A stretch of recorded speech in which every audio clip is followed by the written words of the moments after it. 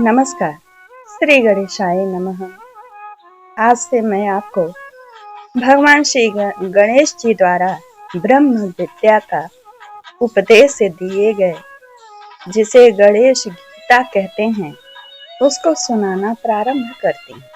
प्रथम प्रस्तावना में आप ज्ञान प्राप्त करिए क्या है गणेश गीता। फिर प्रथम अध्याय का मैं हिंदी में भावार्थ सुनाऊंगी। गणेश गीता गणेश पुराण के क्रीड़ा खंड के अंतर्गत कुल 11 अध्यायों में विस्तृत है।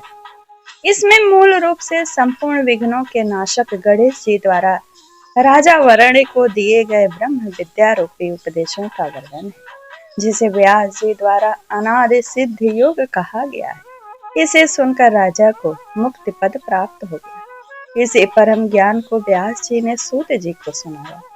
फिर क्रमशः ऋषि सौनक तथा परम भागवत सुखदेव जी ने इसे प्राप्त किया। उपदेशों के विषय में प्रायः भगवत गीता के समान ही है। इस गीता में कर्म योग, सांख्य योग, भक्ति योग, योग साधना, प्राणायाम, मानस पूजा, सगुणोपासना, विभूति योग, गणेश जी के विष्ट रूप का दर्शन, त्रिविध प्रकृति तथा उसके अनुसार जीव की गति आदि अन्य महत्वपूर्ण विषयों का वर्णन है, जो साधन एवं तत्व ज्ञान की दृष्टि से बड़ा कल्याणकारी है। इस गीता के अंत में इसके पाठ तथा मनन करने का महात्म्य भी वर्णित है। गाणपत्य संप्रदाय के अत्यंत सम्माननीय इस ग्रंथ पर संस्कृत तथा मराठी में कई टीकाएं भी मिलती हैं, जो इसकी विशिष्टता का परिचय है। आइए सुनिए पहला अध्याय। शुक उवाच एवमेव पुरा पृष्ठः शौनकेन महात्मना ससुतः कथयामास गीतां व्यास मुखाउच्छ्रिताम्। श्री सुखदेव जी बोले, पूर्व काल में महात्मा शौनक जी के पूछने पर सूत जी ने व्यास जी के मुख से श्रवण की हुई गीता का वर्णन किया। सूतोवाच, सूत जी बोले, हे भगवान, आपने अष्टादश पुराणों के सार रूप अमृत का मुझे पान करा, परंतु अब उससे भी अधिक रसीले उत्तम अमृत का पान करने की मेरी इच्छा है, जिस अमृत को पाकर मनुष्य ब्रह्म रूप हो जाते हैं। हे महाभाग, उस योगा अमृत का कृपा कर आप मुझसे वर्णन कीजिए। व्यासुवाच, व्यास जी बोले, हे सूत जी, योग मार्ग को प्रकाशित करने वाली गीता का अब तुमसे वर्णन करता हूँ, जिसको राजा वरुण के पूछने पर संपूर्ण विघ्नों के नाशक गणेश जी ने कहा था। राजा वरुण बोले, हे विघ्नेश्वर, हे महाभुज, हे सर्व विद्याओं के पंडित, हे संपूर्ण शास्त्र के तत्व को जानने वाले, आप मुझसे योग मार्ग का वर्णन कीजिए। श्री गजानन बोले, हे राजन, मेरी कृपा से तुम्हारी बुद्धि निर्मल और स्थिर हो गई है। सुनो, मैं योगामृत से परिपूर्ण गीता तुमसे कहता हूँ। योग इस शब्द का ही अर्थ योग नहीं, लक्ष्मी की प्राप्ति का नाम योग नहीं, विषय सुख की प्राप्ति होने का नाम योग नहीं, और इंद्रिय संपन्न होने का नाम भी योग नहीं।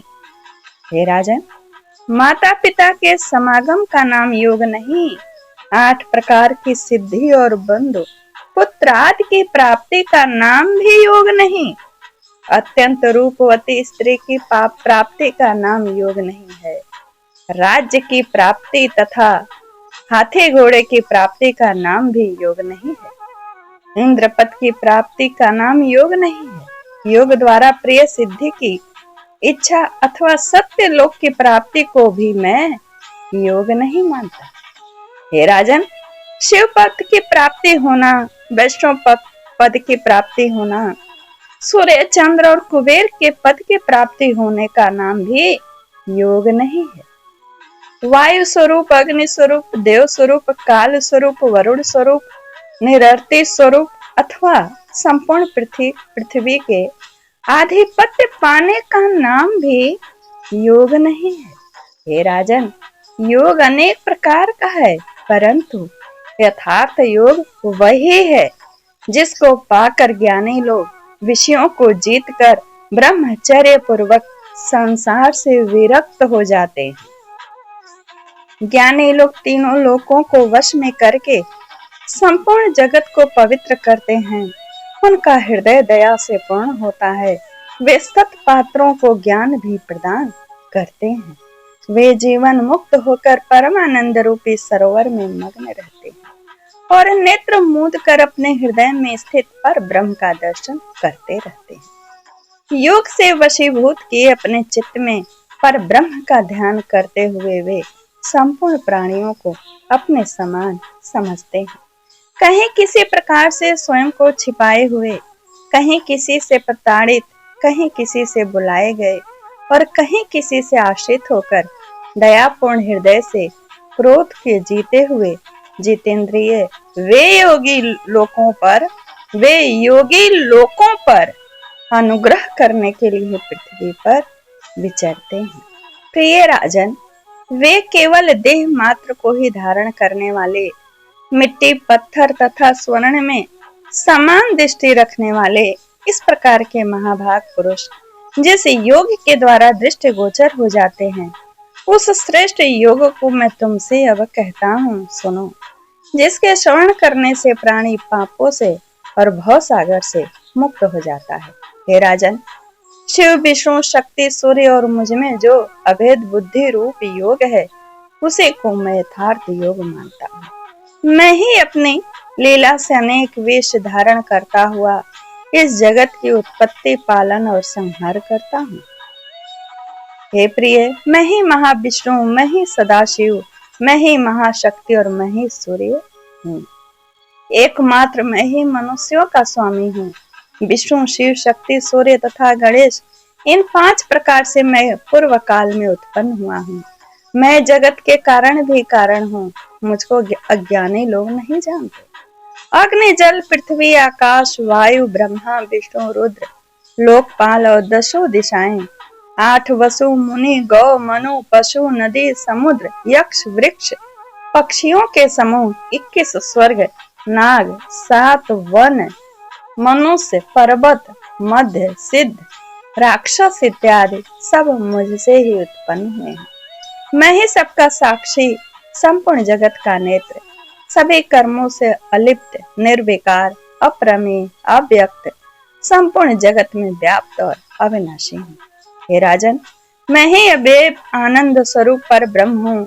मेरी माया संपूर्ण जगत को तथा श्रेष्ठ पुरुषों को भी मोहित करती है। वह माया सदा काम, क्रोध आदि 6 विकारों में इन प्राणियों को लगा देती। योग से जब शनह शनह अनेक जन्म के माया के कपाट दूर हो जाते हैं, तब प्राणी विषयों से जागकर और उनसे विरक्त होकर ब्रह्म को जानता है। जो ब्रह्म शस्त्र समूहों से कट नहीं सकता और अग्नि से दग्ध नहीं हो सकता, जल से गल नहीं सकता, पवन से सुख नहीं सकता, और हे राजन, जो इस शरीर के नष्ट होने पर भी नष्ट नहीं होता है। वेद त्रयी में श्रद्धा रखने वाले तथा केवल कर्म करने वाले मूढ़ लोग श्रुति में कही हुई फल प्रतिपादक वाणी की ही प्रशंसा करते हैं, दूसरी बात को स्वीकार नहीं करते, यानी जिनसे पुण्य मिलता है। इसी कारण वे जन्म और मृत्यु के फल को देने वाले कर्मों को सदा करते रहते हैं। वे स्वर्ग के ऐश्वर्यों के भोग में ही लगे रहते हैं। उन भोग बुद्धि वालों की चेतना नष्ट हो जाती है।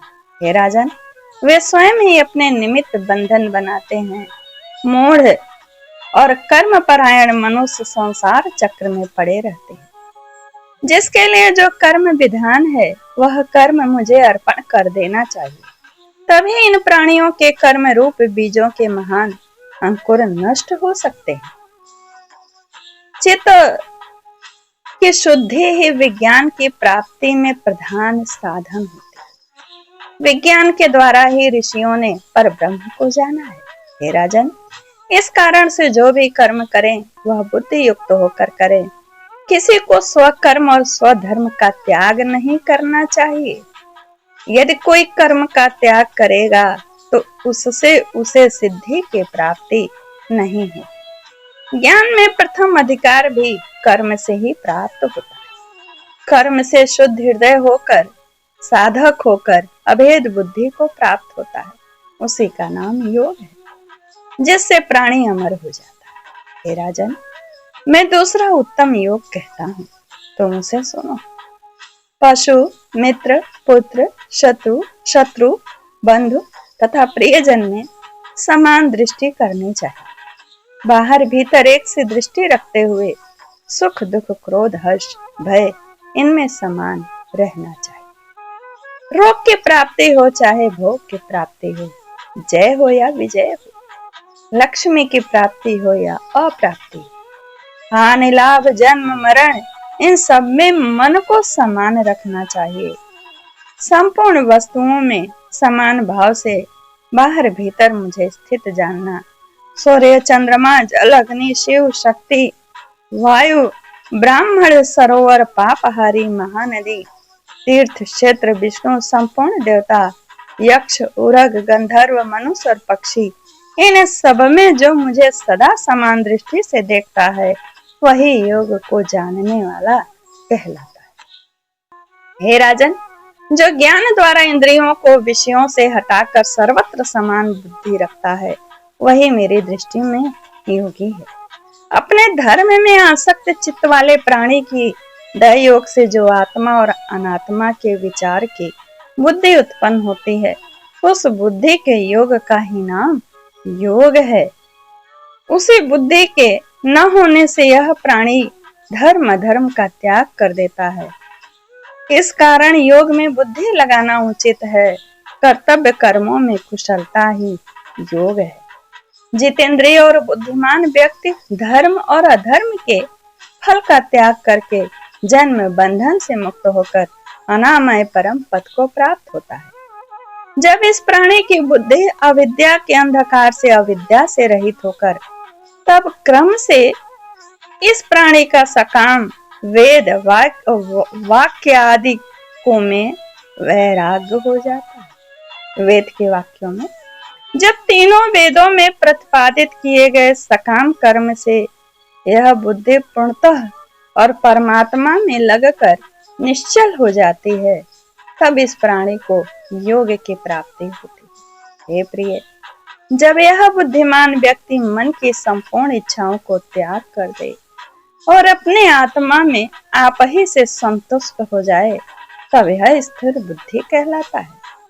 किसी प्रकार के भी संसारी सुखों में तृष्णा न रखने वाला, दुख में अनुद्विग्न, भय क्रोध और राग से रहित व्यक्ति की स्थिर बुद्धि कहा गया है। जिस प्रकार से कछुआ सब ओर से अपने अंगों को सिकुड़ लेता है, इसी प्रकार से योगी को उचित है कि वह विषयों से इंद्रियों को समेटे। भोजन त्यागने वाले साधक के विषय को तो नष्ट हो जाते हैं, परंतु उनका अनुभव बना रहता है। ब्रह्म की प्राप्ति होने से वह राग भी नष्ट हो जाता है। हे राजन, इंद्रिय गण मोक्ष के लिए प्रयत्न करने वाले विद्वान पुरुष का भी मन बलात् हर लेती है। इस कारण बुद्धिमान पुरुष को इंद्रियों को वश में करने का यत्न करना चाहिए। इंद्रियों को वश में करके योगी को सदा मेरे परायण होना चाहिए। जिसकी इंद्रियां वश में हो गई हैं, उसी को स्थित प्रज्ञ कहते हैं। विषयों का चिंतन करने वाले पुरुष को उनमें अनुराग हो जाता है। आसक्ति अनुराग से कामना होती है और उससे क्रोध की उत्पत्ति होती है।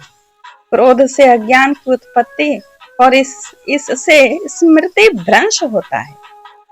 स्मृति भ्रंश से बुद्धि नष्ट होती है और बुद्धि नष्ट होने से तो वह प्राणी नष्ट ही हो जाता है।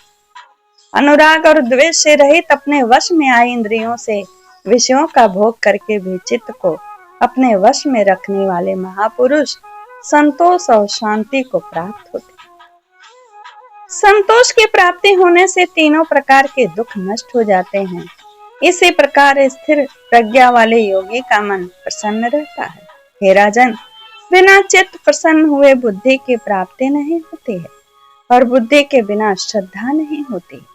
श्रद्धा के बिना शांति नहीं होती है और शांति के बिना सुख नहीं होता है।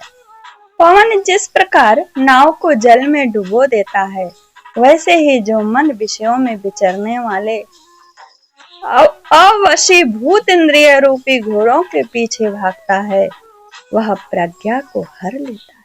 हे राजन, अज्ञान से आच्छादित संपूर्ण प्राणियों के लिए जो आत्मज्ञान रात्रि स्वरूप है, उसमें इंद्रियों को वश में करने वाले संयमी योगी जागते हैं, और जिस विषय बुद्धि में संपूर्ण प्राणी जागते हैं, वह विषय भोग ज्ञानियों के लिए रात्रि स्वरूप है। जिस प्रकार से सभी जल यानी नदियों आदि के जल समुद्र में प्रवेश कर जाते हैं, उसके तृप्ति नहीं होती है, इसी प्रकार सब कामना पूर्ण करने वाले को भी शांति नहीं होती। यानी सारे जल समुद्र में जाएं तो भी तृप्ति नहीं, उसी तरह कामना पूर्ण होने पर भी तृप्ति और शांति नहीं। इस कारण प्राणी को उचित है कि सब प्रकार से विषयों की ओर दौड़ती हुई इंद्रियों को वश में करे, और तब उसकी बुद्धि स्थिर हो जाती है। जो ममत्व, अहंकार और सब कामनाओं का त्याग करता है, नित्य ज्ञान में मग्न रहता है, वह ज्ञान से मुक्ति को प्राप्त हो जाता है। हे राजन, जो वृद्धावस्था को प्राप्त होकर भी दैव गति से इस ब्रह्म ज्ञान युक्त बुद्धि को प्राप्त हो जाता है, वह जीवन मुक्त हो जाता है। यहीं पर प्रथम अध्याय पूर्ण होता है। श्री गणेश पुराणे गजानन वर्णीय संवादे गणेश गीतायाम सांख्य सारार्थ योगो नाम प्रथम। ओम तत्सत्। नमस्कार।